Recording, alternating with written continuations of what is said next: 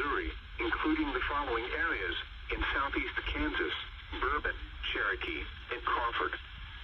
In Missouri, Barry, Barton, Benton, Camden, Cedar, Christian, Dade, Dallas, Dead, Douglas, Green, Hickory, Howell, Jasper, Laclede, Lawrence, Marys, McDonald, Miller, Morgan, Newton, Oregon, Ozark, Phelps, Polk, Pulaski, Cheyenne, St. Clair, Stone, Taney, Texas, Vernon, Webster, and Wright. From Friday morning through late Friday night, widespread rainfall is expected to range from roughly 1 inch to 1.75 inches. Soil conditions, along with the lack of vegetation in the winter, will also contribute to flooding of small streams and rivers. Flooding of low water crossings and low-lying roadways near streams, creeks, and rivers is expected to occur.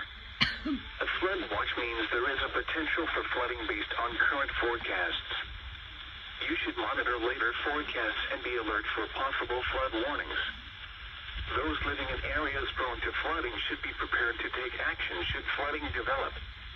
Repeating, a flood watch has been issued from 6 a.m. Central Standard Time Friday until 6 a.m. Central Standard Time Saturday for the following counties: in Missouri, Christian, Dade, Dallas, Douglas, Green, Laclede, Lawrence, Polk, Stone, Taney, Webster, and Wright.